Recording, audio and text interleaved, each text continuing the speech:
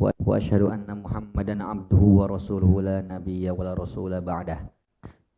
Jamaah salat maghrib yang dimuliakan Allah Subhanahu wa taala. Alhamdulillah pada malam hari ini kita kembali bertatap muka dalam rangka yaitu melakukan salah satu rutinitas kita yaitu tahsin. Insyaallah pada malam hari ini kita akan mengkaji lebih dalam yaitu surat Al-Kafirun. Untuk mengefisienkan waktu, insyaallah kita akan langsung masuk ke materi tahsin. Seperti biasa, insyaallah jamaah nanti bisa mengerti bacaan saya. A'udzu billahi minasy syaithanir rajim.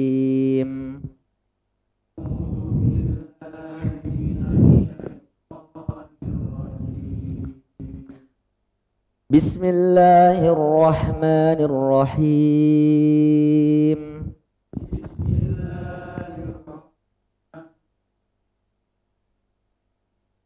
Qul ya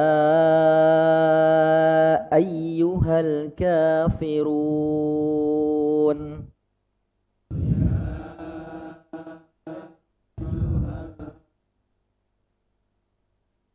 La a'budu ma ta'budun.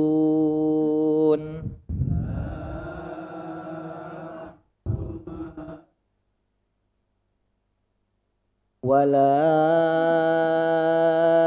antum 'abiduna ma a'budu.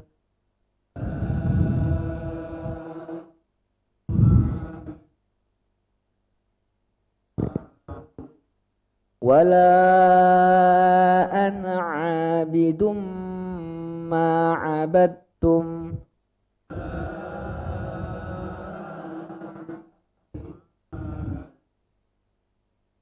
Wala antum 'abiduna ma a'budu.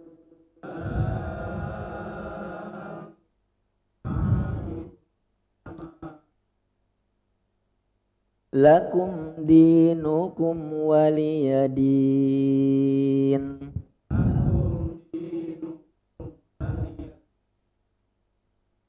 Jamaah semua yang dimuliakan Allah Subhanahu wa taala, insyaallah kita akan mengkaji lebih dalam terkait tata cara bacaan surat Al-Kafirun. Di sini saya sudah menyiapkan catatan kecil terkait surat Al-Kafirun, catatan terkait masalah tajwid. Mungkin nanti bisa di-share sama Bapak ya, Pak. Share ya. Iya. Yang pertama yaitu kita akan mengkaji di ayat pertama. Qul ya ayyuhal kafirun. Pertama, catatan pertama pada ayat pertama itu kalimat atau kata kul. Kul. Sini saya catat keterangan pertama yaitu tidak ada pantulan e atau pantulan e. Tidak ada pantulan pada huruf lam. Jadi tidak ada pantulan e atau e. Kul, enggak ada kul, enggak ada, Pak. Jadi catatan pertama itu lam jangan sampai ada pantulan. Karena ketika kita membaca kuliah itu hukumnya jatuhnya qalqalah. Sedangkan qalqalah itu hanya berlaku di 5 huruf yang disingkat oleh ulama Indonesia baju di toko, ba, jim, dal, to, tof. Kalau orang Arab singkatnya hutbu jaddin. Artinya lam ini bukan kategori baju di toko, bukan huruf qalqalah. Hati-hati jangan sampai ada pantulan e. Jadi kul ya, jangan sampai kul ya. Itu catatan pertama, Pak. Kemudian kedua, lafadz ya. Nah, lafadz ya itu bisa dibaca panjang 2 atau 5.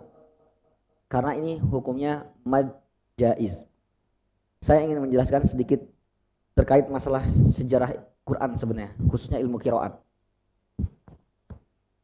Jamaah semua yang dimuliakan Allah, izinkan saya menjelaskan sedikit tentang sejarah ilmu qiraat. Jadi Rasulullah SAW itu diturunkan Al-Quran kepada beliau itu dengan 7 huruf. Suatu hari dalam hadis yang diriwayatkan Imam Bukhari, riwayat Ibnu Abbas, suatu hari Umar bin Khattab pernah sholat jadi makmum, namanya Hisham bin Hukaim. Jadi Umar pernah mendengar bacaan Hisham bin Hukaim. Ini sama-sama sahabat, Pak. Saat itu membaca surah Al-Furqan, surat ke-25. Ketika Umar mendengar bacaan imamnya atau mendengar bacaan Hisham, Umar kaget. Kok bacaannya tidak seperti bacaan saya? Bukan nadanya, Pak, bacaannya. Misalnya, mungkin Bapak pernah dengar orang baca wadduhi wal laili idza saji. Atau dalam surah Al-Fatihah misalnya.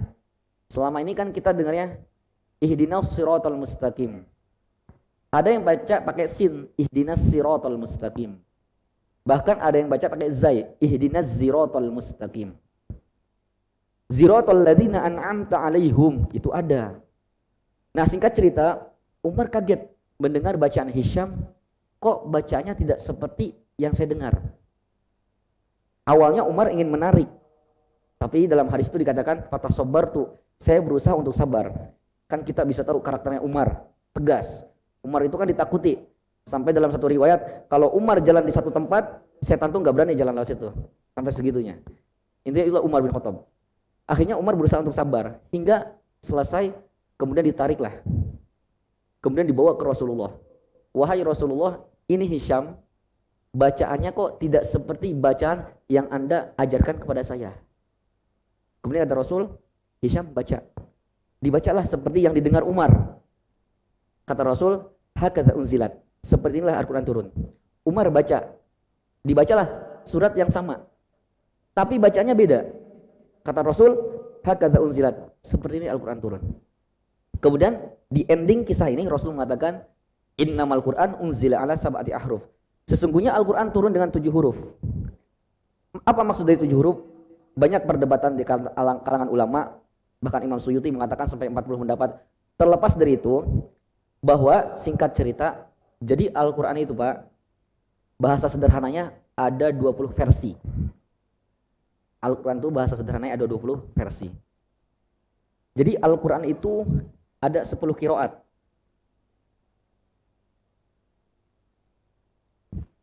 Kalau di sini mungkin ada di antara yang guru tajwid atau guru Al-Quran, mungkin pernah mendengar istilah qiraat sab'ah. Jadi kalau kita berbicara Al-Quran, tajwid khususnya atau qiraat, kita akan mengerucut perkataan kita kedua imam. Satu Imam Jazari, dua Imam Syatibi. Kalau kita berbicara fikih, Imam Syafi'i yang sering disebut. Tapi kalau berbicara Al-Quran, tajwid, qiraat, ini yang sering disebut nantinya. Nah, Imam Syatibi berpendapat Al-Quran itu ada 7 versi, 7 qiraat, maaf. Imam Jazari mengatakan 10. Kita ambil yang 10. Kemudian dari 10 qiraat ini masing-masing memiliki cabang 2 riwayat. Masing-masing dari 10 ini memiliki 2 riwayat, Pak. Jadi totalnya berapa, Pak? 20. 20 riwayat.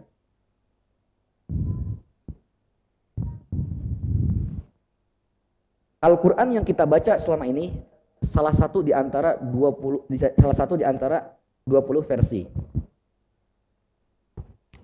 Di sebagian cetakan Al-Quran di sini tertulis biriwayat Hafiz. Tapi enggak semua cetakan Al-Quran, kebetulan di Quran yang saya pegang ini ada tulisan biriwayat Hafiz. Riwayat. Ini Al-Quran versi riwayat Hafiz, Pak. Jadi masih ada 19 versi lagi sebenarnya. Hanya saja ya, yang 19 itu bukan tidak dibaca lagi, masih ada. Hanya ini yang paling mudah dipelajari sehingga yang paling banyak tersebar. Singkat cerita, perdebatan dalam ilmu tajwid sedikit banyaknya mengerucut kedua imam ini. Mad wajib, mad jaiz. Yang ini saya bahas masalah ini. Mad jaiz munfasil. Ini pernah saya bahas. Mad jaiz munfasil rumusnya itu mad bertemu hamzah. beda kata. Ini Pak rumusnya.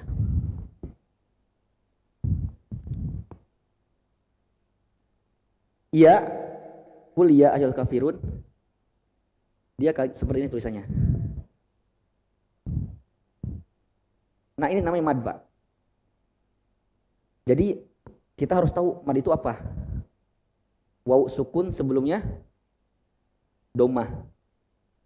Ya sukun sebelumnya kasroh.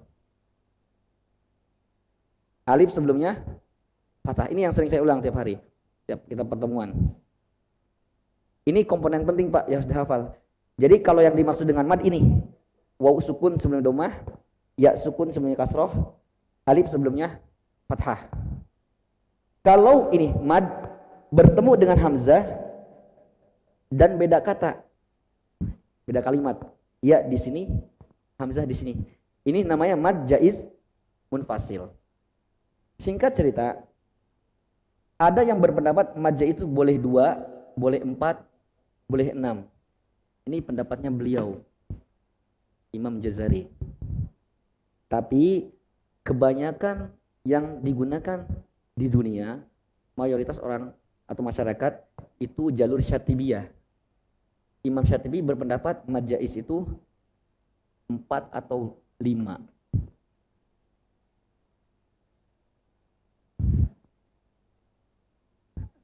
Lima lebih utama. Jadi maaf, ya 4 atau 5. Nanti beliau mengatakan mad jaiz boleh 2, boleh 4, boleh 4. Maaf, 2 sampai 6, 2 sampai 5. 2 sampai 5. Imam Syatibi berpendapat mad jaiz itu 5. Jadi kita di sini mad jaiz mempraktekkan mad jaiz itu 2 atau 5. Jadi boleh Bapak membaca qul ya 2 harokat, qul ya ayyuha, atau 5 qul ya ayyuha. Yang sebelumnya saya jelaskan itu pendapat yang pertama, boleh 2, boleh 4, boleh 6. Tapi sebenarnya nggak masalah, ya. Jadi nggak masalah ya. Oke, singkat cerita intinya qul ya di situ Bapak boleh panjang 2 harokat. Qul ya ayyuha atau qul ya ayyuha, keduanya boleh. Kemudian catatan yang selanjutnya ayyu, lafaz ayyu. Jadi itu kan ada tasydid Bapak ya, itu ditekan ayyu. Jadi enggak datar, enggak monoton, enggak datar bahasanya, enggak qul ya ayyuha, harus ada tekanan. Qul ya ayyuha, ayyuha seperti itu. Al-kafirun, al-kafirun. Lamnya hati-hati, setiap lam mati itu jangan ada pantulan. Kafirun, kafirun ya. Di terakhir di ayat ini, kafirun itu boleh dibaca 2, 4 atau 6. Jadi boleh Bapak baca qul ya ayyuhal kafirun, atau kafirun, atau kafirun. Kenapa? Karena ini mad arid disukun.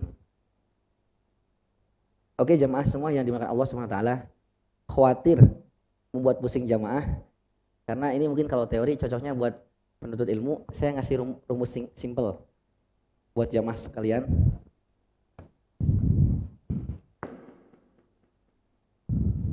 Jadi Bapak dan Ibu semuanya, sederhananya cara baca Quran itu tidak luput dari kurang lebih 3 pilihan. Ini yang saya pahami dan saya tadaburi.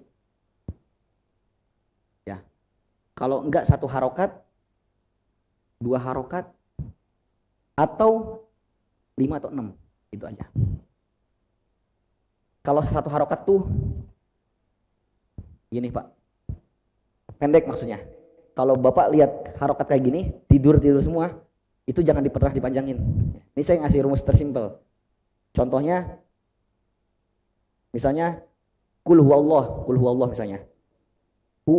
Kalimat hu, itu kan domah. Jangan sekali-kali baca panjang. Kul hu, enggak.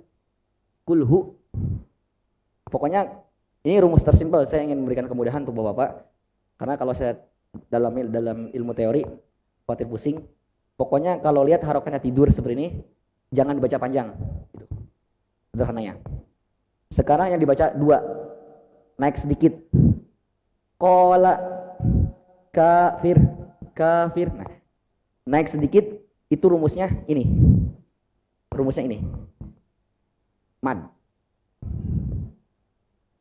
Pokoknya kalau lihat bentuk seperti ini dibaca 2, Pak. Lihat bentuk seperti ini 2. Contohnya misalnya idza dalam surat An-Nasr, idza. Idza. Nah, contoh. Dibaca 2. Kapan dibaca panjang? Sederhananya kalau Bapak dan Ibu lihat alis, dah gitu aja.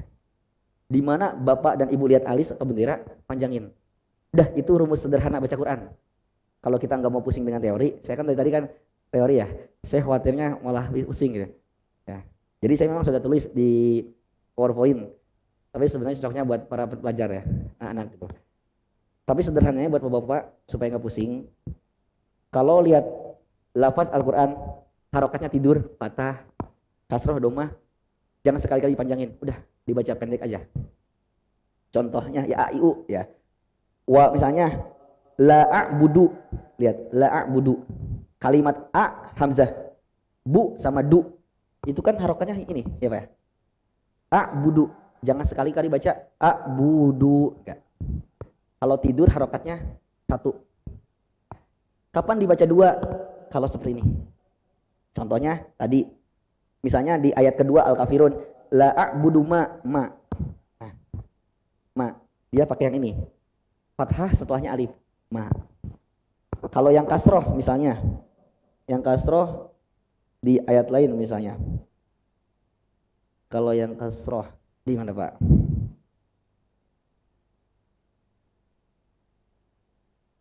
Di dinikum, ayat ke-6, ayat ke-6, lakum dinukum, di ya sukun sebenarnya kasroh, itu dibaca 2, lakum dinikum, panjangnya dikit, dinikum ya, lakum dinukum ya, lakum dinukum, maaf. Yang ketiga, kapan dibaca 2? Kalau waw sukun setelah domah. Contohnya banyak. Misalnya di sini kafirun. Cuman karena di akhir, karena ada di akhir, aslinya apa? Aslinya kafirun kan waw sukun sebenarnya domah apa ya? Aslinya 2 harokat. Cuman kalau Bapak berhenti di situ, Bapak kasih pilihan, boleh 2, boleh 4, boleh 6. Tapi hukum asalnya 2. Kalau Bapak sambung ya, qul ya ayyuhal kafiruna la, kalau sambung. Tapi kalau berhenti itu boleh 2, 4 dan 6. Sisanya udah.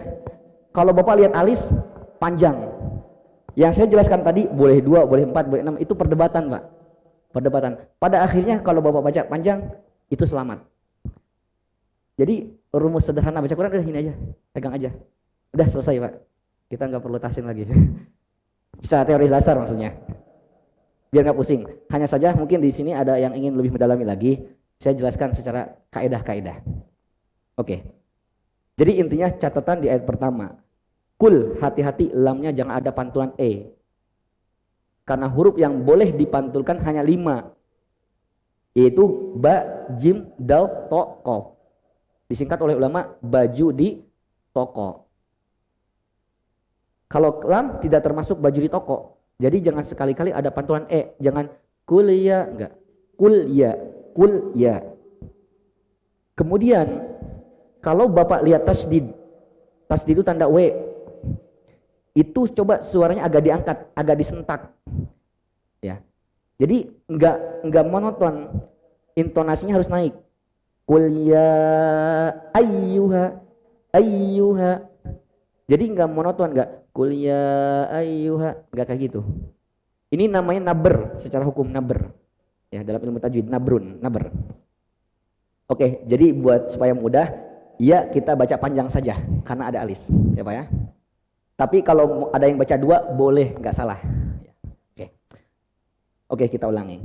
Qul ya ayyuhal kafirun.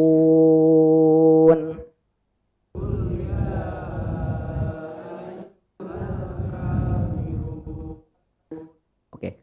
Ayat kedua, la a'budu ma ta'budun. Kita sekarang pakai rumus simpel aja Pak ya, biar enggak pusing. La dibaca berapa Pak? 1, 2 atau 5? 5. Karena ada alisnya. Udah gitu aja. Kita ambil yang paling sederhana. La a'budu. Tapi kalau baca 2 boleh. Kita ambil yang panjang ya.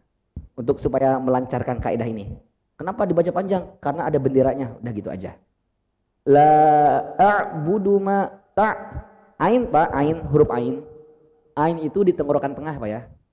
Jadi banyak di antara kita yang baca ainnya, mohon maaf, belum totalitas. Alhamdulillahirabbil alamin. Alhamdulillahirabbil alamin.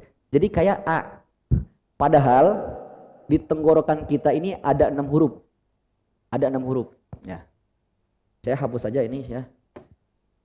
Saya pengen fokus ke sini aja. Ini aja kaidah kita hari ini untuk setelahnya. Nah, jadi Bapak semua yang dimakan Allah, di tenggorokan itu sederhananya, tenggorokan kita ini dibagi 3 Pak, bawah, tengah, atas. Di bawah ada hamzah ha, di tengah ada ain ha, di atas ada goin kho. Jadi A itu di sini tengah. A. La kalau hamzah di bawah. Jadi cara bacanya A. A. Bukan A. Bukan A budu. A budu. Harus ada tekanan di tengah. La A. A. La a'budu ma ta'budun. Silakan Pak.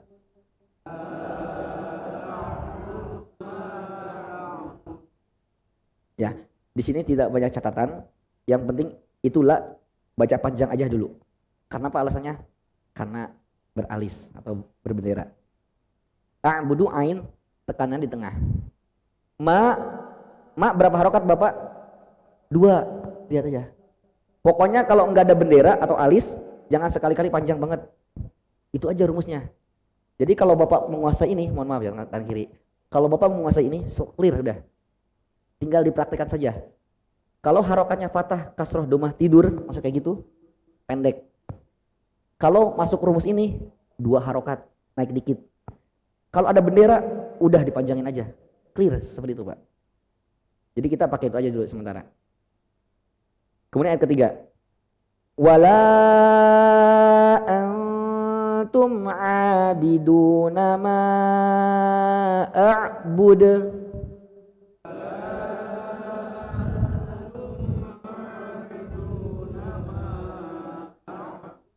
Oke, wala berapa harokat? 1, 2 atau panjang? Panjang ya. Kita ngambil panjang aja Pak ya. Karena masalahnya panjang itu berapa? Itu jadi perdebatan. Ada yang ngomong 4, ada yang ngomong 5, ada yang ngomong 6. Udah panjang aja. Yang pasti di atas 2. Jadi wala kita ambil 5. Kita ambil pendapat Imam Syatibi. Wala antum, nun mati ketemu tak Pak? Ini kan ikhfa. Jadi cara bacanya Pak, N-nya itu, nun-nya itu samar, remang-remang. Jadi jangan baca antum, jangan N. N-nya itu nggak jelas. Antum, antum. N-nya harus nggak jelas. Kenapa? Karena secara kaedah, kalau nun mati atau tanwin ketemu ta, itu namanya ikhfa hukumnya. Ikhfa itu apa? Ikhfa secara bahasa samar, tersembunyi, samar. Artinya nunnya itu jadi samar. Jadi cara bacanya wala jangan n, enggak. Jadi kalau ikhfa itu cara bacanya n-nya samar. Kemudian fokuskan, pusatkan suara di hidung. Wala di hidung Pak. tahan sejenak sekitar 2 detik. Jangan terlalu Pak ya. Bukan Ada yang baca wala antum. Sebenarnya kalau dikaji lebih dalam, ikhfa itu nanti ada urutannya. Ikhfa akrob, ausat, sama abad. Jadi kalau ta itu, coba Bapak rasakan. Na sama ta, itu lidahnya deket Pak. Na, ta, deket Pak. Tetangga itu. Ini kalau dalam ikhfa, namanya ikhfa dekat. Dekat artinya jangan ke terlalu jauh. Itu ke belakang. Jadi kalau Bapak bacanya wala angtum, itu secara tidak langsung mundur ke belakang. Wala angtum. Padahal nun, n sama t tetangga. Nun, na, ta, tetangga. Jadi nggak perlu ke nggak perlu ke belakang. Cukup disamarkan saja bunyi nunnya. Wala antum. Seperti itu. Pusatkan di hidung dan tahan sejenak sekitar 2 detik. Wala antum. Silakan Pak. Oke. Abidun, berapa harokat? 2. Rumusnya itu Pak ya. Gampang sebenarnya. Bidun, dun berapa? 2. Rumusnya ini, bidun ya. Kemudian ya, karena ada alis panjang ya. 5 enggak apa-apa. Panjang. A'bud. Nah, ini yang saya mau kaji. A'bud. Dal itu tadi huruf apa Pak? Huruf qalqalah. Huruf qalqalah. Qalqalah secara bahasa artinya mantul, memantulkan. Dan huruf qalqalah itu ada 5. Tadi kita sebut baju di toko. Ba, jim, dal, to, ko. Artinya adalah 5 huruf ini saja yang boleh ada pantulan atau 5 huruf saja. Selainnya nggak boleh. Goin bukan termasuk huruf yang 5 Pak ya. Kadang ada orang baca goiril maghdub. Ada pantulan. Mohon maaf, keliru. Karena goin bukan kelompok baju di toko. Dal termasuk golongan atau kelompok qalqalah, baju di. Nah. Sekarang kita ingin mengenal lebih dalam pembagian qalqalah. Qalqalah ada 3 macam Pak. Saya ngambil pendapat yang 3, walaupun kebanyakan ulama mengambil yang 2.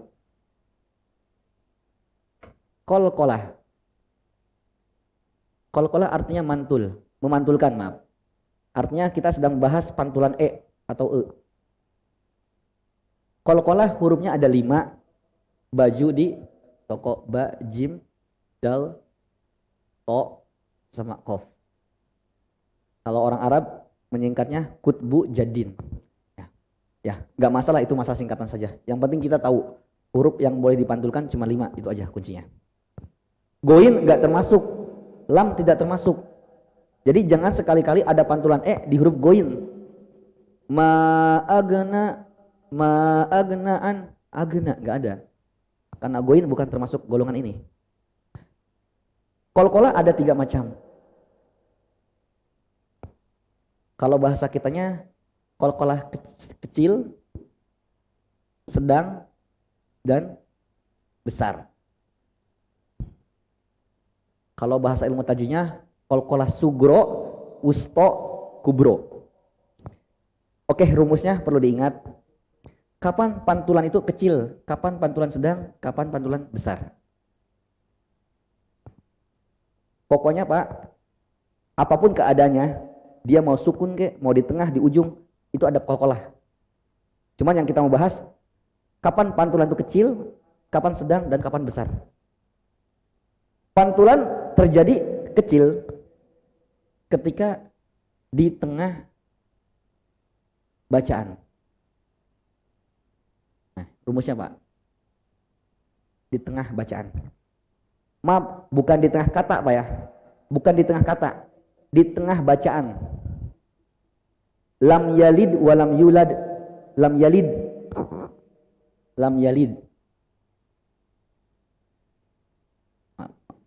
yalid.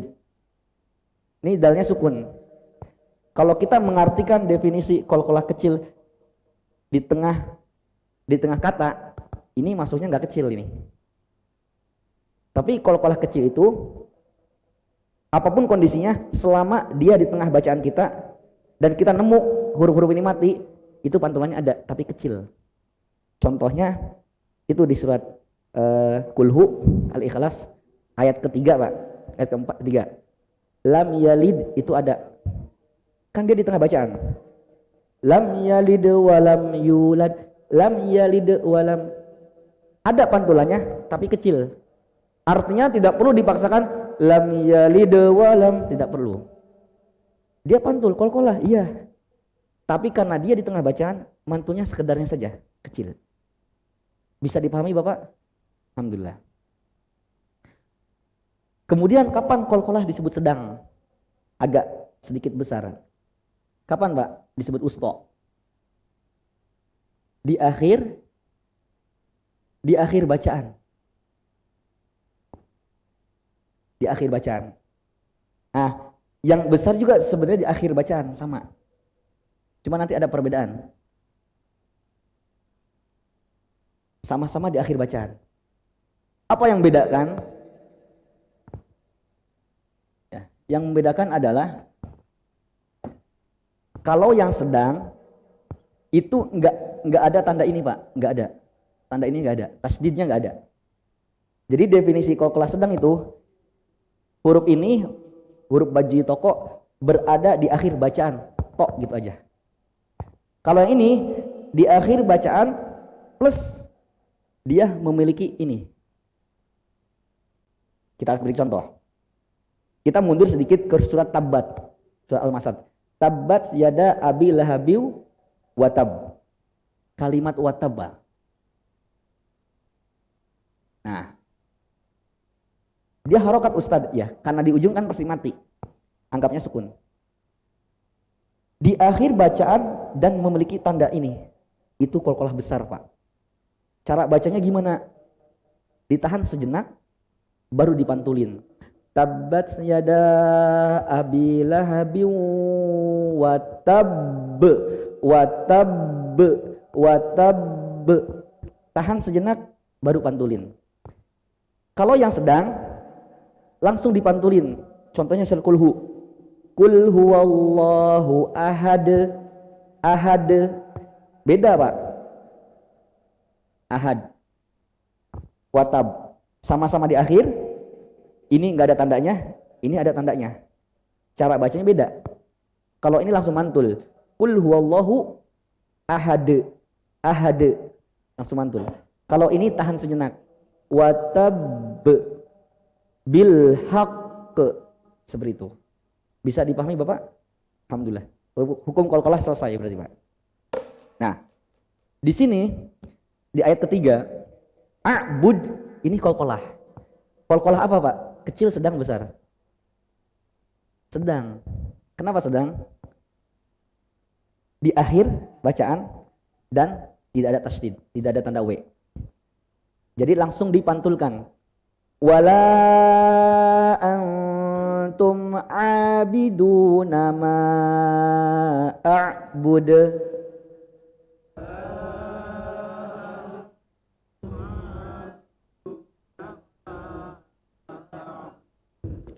Ayat keempat. Wala dibaca berapa? 1, 2 atau panjang? Panjang. Apa alasannya? Ada alis ya. Kita yang sederhana dulu, ada alisnya gitu aja ya. Karena kalau secara teori bukan masalah alisnya, Pak. Ya. Ya. Pertemuan mad dengan hamzah memunculkan alis gitu sebenarnya. Tapi enggak apa-apa. Karena ada alisnya. Jadi baca panjang. Wala anak. Ini kalimat anak. Kalau kita lihat, Pak, anak dia sebenarnya masuk kaidah ini. Huruf anak, Pak.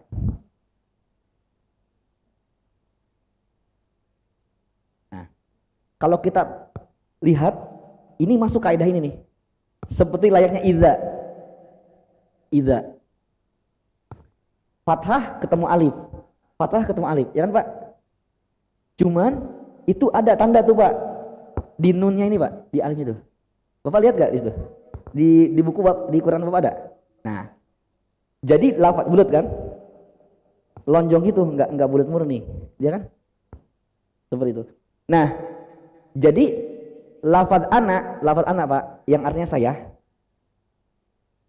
Secara kaidah memang harusnya baca dua. Tapi di versi kita kan tadi sudah jelasin, Al-Qur'an ada 20 versi. Pokoknya di versi kita walaupun bentuknya kayak kaidah ini dibaca satu. Jadi jangan gini, wala ana. Kenapa ana? Kan ini fathah ketemu alif. Khusus lafaz ana pendek. Dimanapun nemu Bapak. Dibaca pendek Pak ya. Pengecualian. Jadi bacanya wala ana langsung ana. Ustadz kok nggak dibaca nunnya nggak panjang? Nggak, ana kan fathah ketemu alif.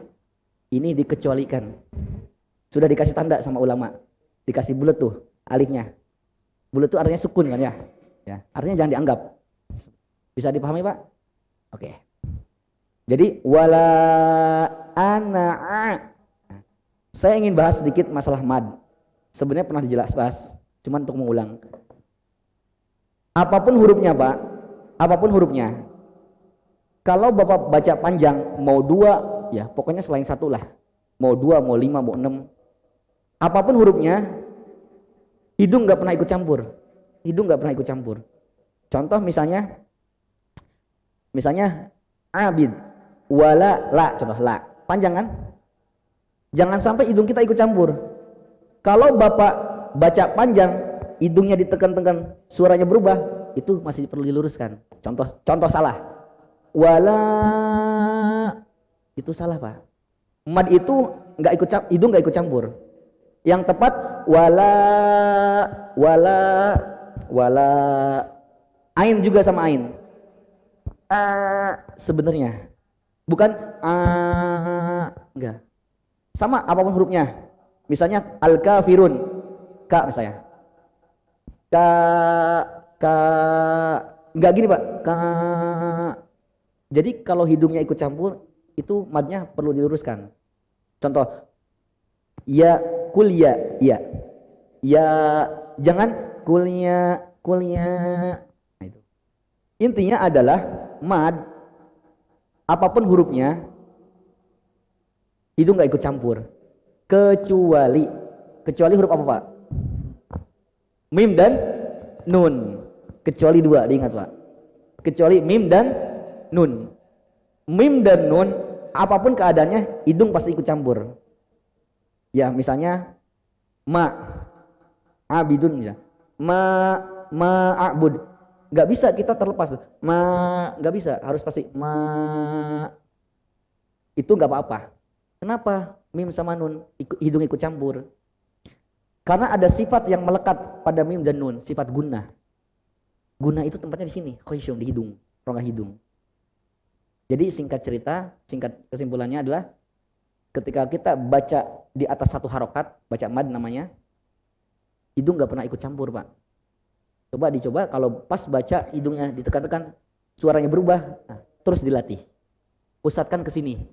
Jangan wala, tapi pusatkan ke sini, ke rongga tenggorokan. Wala ha, jangan ha, ka. Nah, salah. Jadi banyak orang bacanya istilahnya ngirung. Ngirung itu artinya pusatnya dihidungkan semua. Padahal hidung itu ya berkaitan dengan nun dan mim, gunnah. Jadi intinya adalah mad itu hidung gak ikut campur kecuali huruf nun dan mim. Oke. Wala ana. Nah, ini sebenarnya bukan sulit ya. Tapi memang yang saya perhatikan kebanyakan di antara kita bukan jamaah saja tapi santri-santri sekalipun kurang totalitas di huruf ain. Sehingga ain itu hidung ikut campur. Wala ana harusnya wala ana harusnya na budu bukan na budu tapi itu butuh proses pelan-pelan. Wala panjang, ana pendek. Pengecualian berapa harokat? 2. Bidum. Nah, pokoknya kalau Bapak lihat mim dan nun bertasydid tolong ditahan di hidung lama. Di mana Bapak lihat mim nun bertasydid tolong dipusatkan suara di hidung dan ditahan. Ya minimal 2 harokat. Ya, contohnya misalnya di sini mim bertasydid. Wala ana abidum ma. Jangan wala ana abidum ma lewat gitu saja, enggak. Pokoknya kalau lihat mim dan nun bertasydid itu ditahan lama, Pak. Ya mungkin kalau pakai persentase detik ya 2 detik ke atas lah. Contohnya surat An-Nas. Qul a'udzu birabbin nas. Itu nunnya bertasydid. Jadi kurang tepat kalau baca Qul a'udzu birabbin nas, malikin nas, ilahin nas. Nunnya bertasydid, ditahan lama. Qul a'udzu birabbin nas, malikin nas, ilahin nas. Seperti itu, Pak. Mim dan nun bertasydid tolong ditahan. Itu hukumnya gunnah. Dan itu tingkatan gunnah tertinggi. Karena kita pernah bahas, Pak ya. Tingkatan gunnah itu ada 5. Yang paling tinggi itu tasydid. Mim dan nun kan tadi saya jelaskan. Apapun keadaannya, hidung pasti ikut campur. Yang paling tinggi tasydid, Pak. Jadi kalau mim dan nun bertasydid, hidung itu paling banyak ikut campur.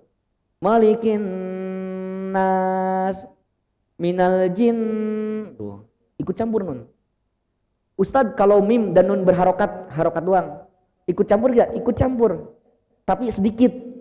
Contohnya misalnya abidum ma. Salah kalau orang baca, kalau hidungnya ikut campurnya banyak. Ma, salah. Selewat aja. Misalnya wala antum abiduna ma. Selewat saja. Peran hidungnya sedikit. Itu Pak gunnah, Pak ya. Abidum ditahan. Wala ana abidum ma abadtum. Jangan baca abadtum, Pak ya. Abad kete, langsung kete. Ini soalnya jatuhnya idgham mutajanisain. Ya, terlepas dari itu, ya kalau dibahas teorinya terlalu ribet. Intinya di sini bacanya abad kete, Pak. Jangan baca abadatum. Ustadz itu kan dal. Dal itu kan termasuk qalqalah. Ya, nanti ada pembahasan khusus namanya hukum idgham mutajanisain. Pokoknya kalau dal sukun ketemu ta itu dia satu keluarga, Pak. Da, to sama ta. To data, to dal sama ta itu satu keluarga mereka. Langsung aja diidghamkan. Dalnya ngalah. Jadi langsung abad enggak abadatum salah. Abadtum. Nah. Oke, kita selesaikan. Wala antum sama catatannya seperti ayat 3. Jadi wala panjang, antum nunnya samar tapi enggak terlalu ke eng, Pak ya. Enggak antum. A berapa harokat? 2. Dun bidun 2. Ma panjang karena ada alisnya. Oke. A bud qalqalah. Kecil, sedang, besar. Sedang. Kenapa? Di akhir dan tidak ada tasydid. Oke. Terakhir lakum di 2. Karena ya sukun sebenarnya kasroh. Lakum dinukum waliyadin. Nah, din itu mad arid disukun. Jadi terakhir mad arid disukun itu kalau Bapak berhenti mundur ke belakang 1. Ada ini enggak? Ada huruf ini enggak? Din. Kita berhenti di huruf apa? Nun. Mundur ke belakang huruf apa? 1. Mundur ke 1 huruf apa? Iya. Ulangi, Pak. Mad arid disukun. Rumusnya, kalau Bapak berhenti di huruf apa tuh, lihat. Coba mundur 1 saja, 1 huruf. Kalau sebelum berhenti ada huruf ini, itu namanya mad arid disukun. Din, lakum dinukum waliyadin, kita berhenti di huruf apa? Huruf apa? Nun. Huruf terakhir Pak, huruf nun. Mundur ke belakang. Sebelum nun huruf apa? Ya. Ya sukun sebelumnya kasroh. Oh itu namanya ya mad. Itu namanya mad arid li sukun. Kenapa? Ada apa dengan mad arid li sukun? Mad arid li sukun punya rumus. Boleh 2, boleh 4, boleh 6. Tapi yang perlu digarisbawahi, kalau dari awal sudah ngambil 2, harus 2 semuanya. Bismillahirrahmanirrahim. Berhenti di mim. Mundur 1. Ya sukun sebelumnya kasroh. Rohim. Rohim. Oh ini mad arid li sukun. Kalau Bapak sudah ngambil 2 dari awal, setelahnya harus 2. Bismillahirrahmanirrahim. Alhamdulillahirabbil alamin. Ar-Rahmanir-Rahim. Seperti itu. Kalau mau 6 boleh. Bismillahirrahmanirrahim. Alhamdulillahirabbil alamin. Enggak boleh dicampur-campur. Enggak boleh. Ya. Itu mad arid li sukun. Yaitu kajian kita pada malam hari ini. Mudah-mudahan bermanfaat. Ini rumus simple buat jamaah sekalian. Tolong dihafal karena ini akan sangat membantu. Karena kalau kita kaji ke teorinya terlalu ribet. Mudah-mudahan kajian kita hari ini menambah kualitas bacaan kita. Ini. Dan yang terpenting mudah-mudahan kajian Quran kita hari ini menjadi sebab kita mendapatkan syafaat Al-Quran pada hari kiamat. Amin ya rabbal alamin. Saya akhiri billahi taufiq wal hidayah. Assalamualaikum warahmatullahi wabarakatuh.